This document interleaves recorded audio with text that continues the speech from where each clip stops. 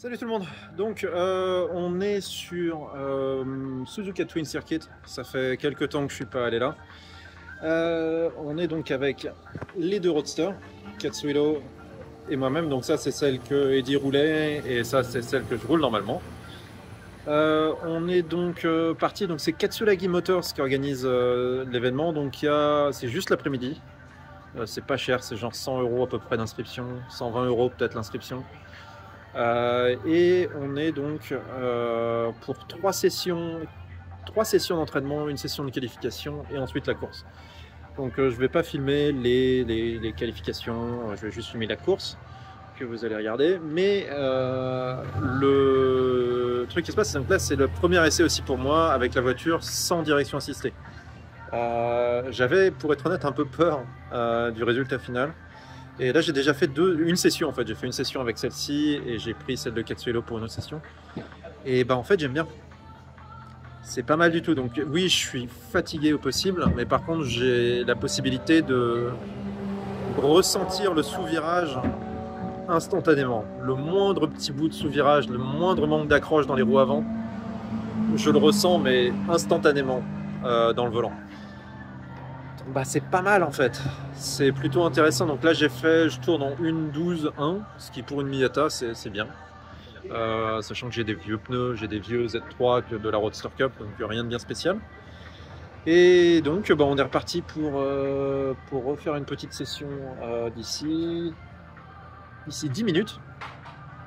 Et voilà, je vais vous faire un petit tour des pits après, vous montrer un petit peu les autres voitures qu'il y a là. Et puis après la course. Allez, c'est parti. Je me lève. Ah, c'est dur.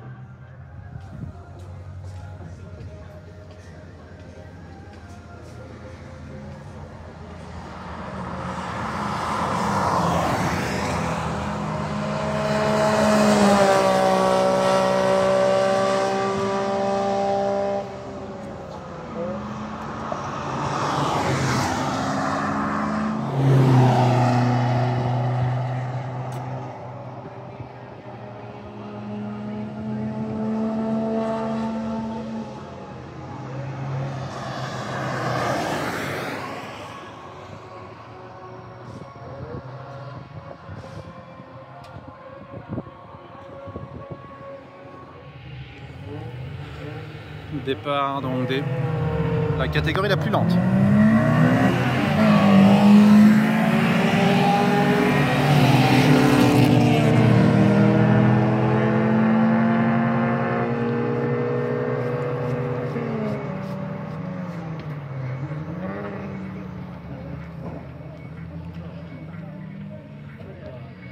Là ils vont réapparaître là-bas. Ah bah, ils réapparaissent déjà les plus rapides.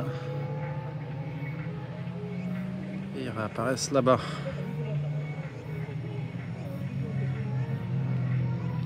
Integra devant. Suivi de la Honda Beat.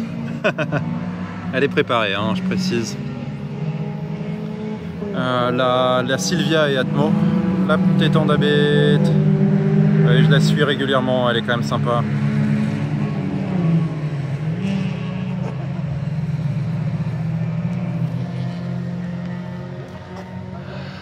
Là ils vont passer dans l'épingle et ils vont revenir pour la ligne droite. Donc là pour l'instant juste vous expliquer un petit peu, je me suis qualifié en 1 minute 11.7, ce qui honnêtement pour cette voiture là est vraiment bien. Je suis assez content de la direction assistée comme j'ai expliqué, la direction insistée plutôt. Et je ne pense pas du coup changer quoi que ce soit. Putain, la Honda Beat qui est devant une WRX mais... Après il y a tous les niveaux, hein. C'est pas forcément représentatif des capacités des voitures, on va dire.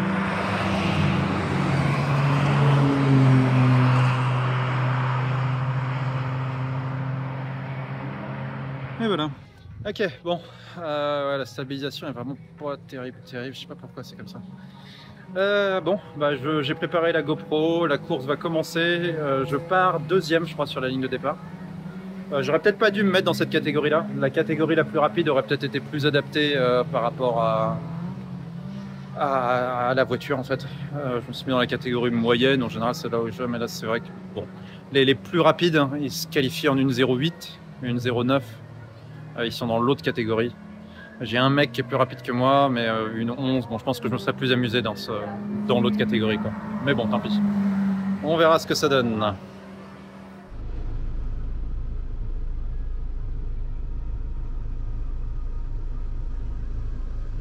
Ok, cool, bon, ça filme. Ouais, donc je suis à côté, là, il y a une BRZ qui... donc je suis dans le groupe B, hein. Je suis à côté d'une BRZ qui roule très très vite. Elle se qualifie en 1,08, un truc dans le genre.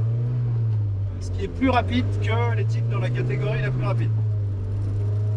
C'est vrai que je sais pas trop ce qu'il fait là. Mais bon. Et a priori, je vais me faire atomiser. Il y a une G6, enfin une Civic, je sais pas, juste avant. Juste derrière.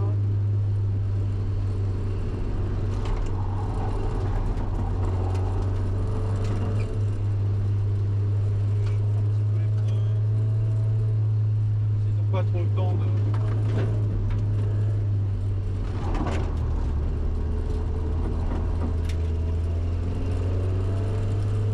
refroidir.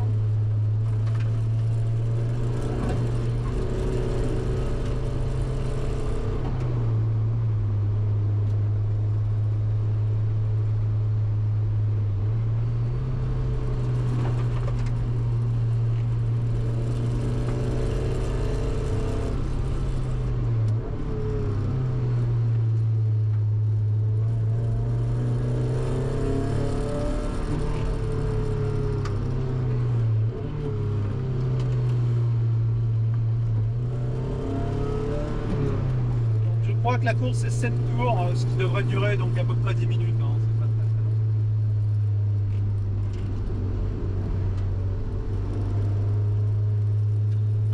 Je peux vous dire que c'est dur, dur, dur. C'est vraiment, vraiment chaud là-dedans.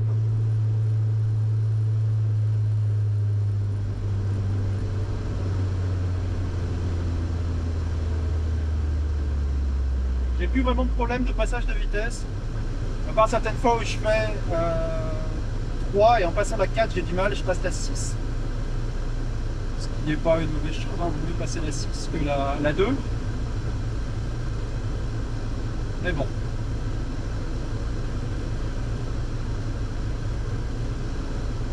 Départ de la course.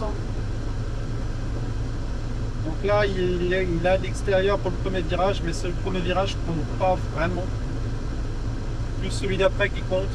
Il vaut mieux être à l'intérieur, à l'extérieur là, à l'extérieur du premier virage, et ensuite être à l'intérieur dans les épingles juste après. Mais bon.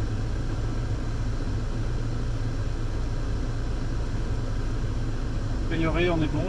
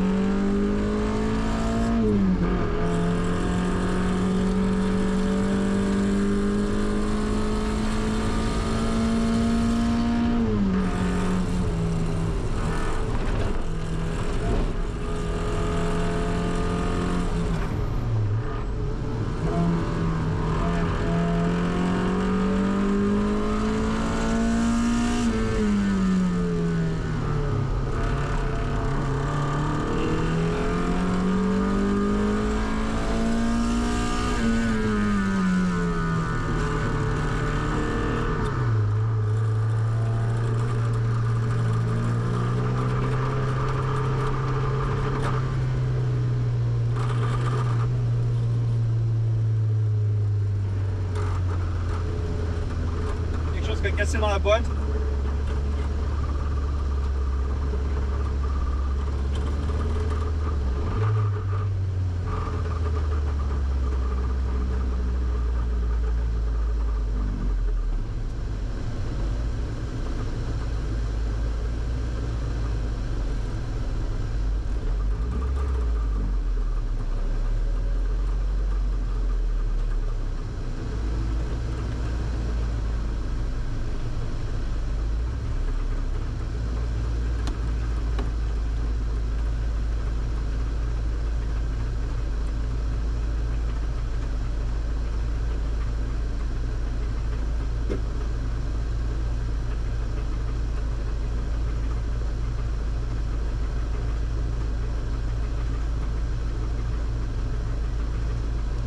moteur.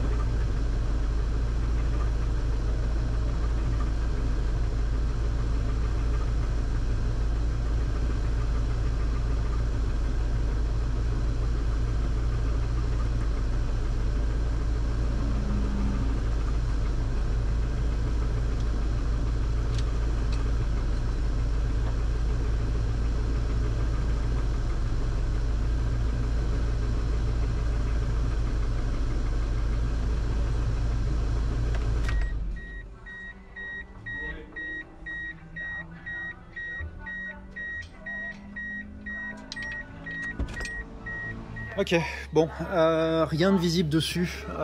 Très clairement, quand j'ai regardé tout à l'heure, le clanking avait l'air de venir côté échappement et du dessus. Donc, il n'y a pas grand chose qui peut être de ce côté-là dessus. Donc j'aurais tendance à penser éventuellement à une soupape. Là, il y a quand même des égratignures à cet endroit-là. Juste là. Est-ce que ça pourrait être... Est-ce que ça date d'avant? Est-ce que ça date de maintenant? Là, je sais pas si vous pouvez voir. Mais là, ça a égratigné. Et là, ça a égratigné. Donc, je vais essayer de voir ce qu'il en est. Mais je vois pas comment est-ce que ça aurait pu s'égratigner là. Qu'est-ce qui aurait pu lâcher à cet endroit-là? Les ressorts, j'ai regardé, ils ont l'air d'être en état. Les ressorts de soupape. Il n'y en a pas un qui aurait cassé par exemple. C'est possible des fois un ressort qui casse. Mais là, bon, il y a l'air les ressorts ont l'air d'être en état. Donc voilà, j'ai un petit peu, je sais pas trop, j'ai la course de la Roadster Cup dimanche prochain. Et dans l'idéal, il faudrait que je réussisse à réparer ça avant. Demain c'est férié, donc un peu de chance. Katsuhiro a un ami qui peut ramener la bagnole près de chez lui, donc il me ramènerait la voiture demain au camion après. En attendant, et même quand je fais tourner le moteur, juste le...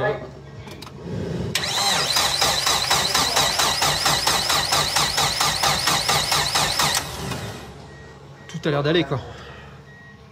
Donc je vais pas non plus forcer trop avec l'essence, mais je dirais là, c'est quoi? C'est blower, ignition key, main, fuel injection 30. Bon, ça va aller là-dedans. Et là vraiment quand je...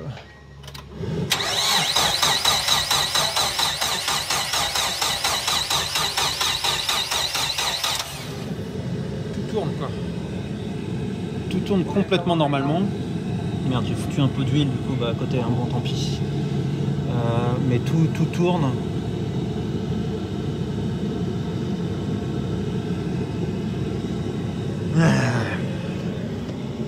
Bon. Et bah demain on va dire que je vais probablement sortir une culasse. Bon voilà, la fin des haricots. Alors heureusement ils habitent à côté de chez Katsuhiro. Et donc il récupère, donc le mec qui était venu avec sa voiture, bah du coup il rentre en voiture avec. Donc il va rouler pour rentrer et il ramène donc chez un garage pas loin. Et demain Katsuhiro récupère la voiture et l'amène chez moi. On va juste espérer que j'arrive à faire quelque chose. Il n'y a pas l'air d'avoir de dommages sur le haut moteur quoi. Donc je verrai, je ferai une sorte de test de compression dès qu'elle arrive. Et on verra ce qu'il en est. Quand même pas de bol hein. Mais bon ça arrive et je me suis arrêté à temps. Donc ça c'est quand même cool. Il y a d'abord eu une petite perte de puissance. J'ai vu la EG6 derrière qui est revenue très très vite. Helmet, everything in there. No, it's Behind you or on me? yeah. On my lap or something. Okay. Yeah. ちょっと待って。Donc j'ai vu le G6 qui commençait à arriver et du coup bah, je me suis dit il se passe quelque chose.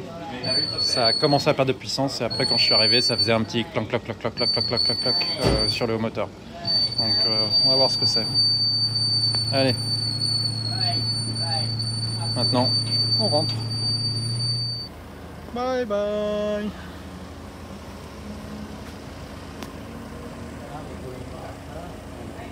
Yes.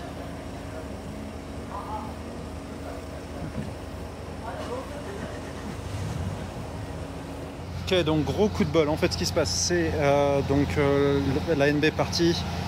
Katsuhiro va pouvoir, en fait, c'est le même garage qui me ramène la NB, donc il va pouvoir conduire cet AltoWorks jusqu'à chez lui. Demain, il ramène cet AltoWorks au garage, récupère ma NB avec son camion.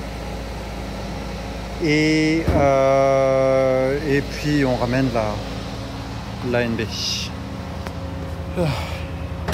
Ok. Finished.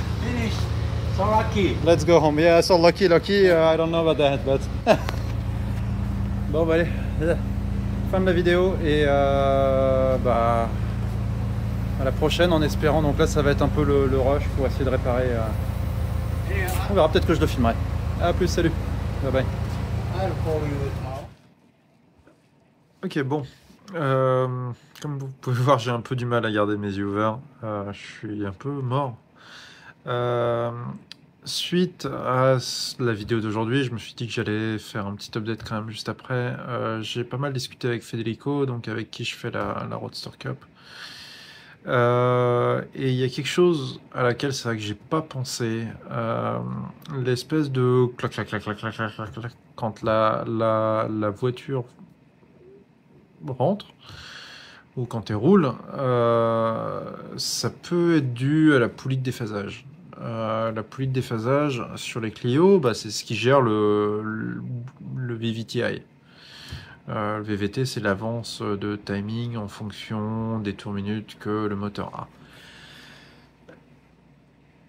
Et bah, c'est vrai que ça fait un bruit comme ça quand l'huile est beaucoup trop chaude et que bah, il fonctionne plus en fait. Ça fonctionne à la pression de l'huile et quand ça fonctionne plus, bah ça fonctionne plus.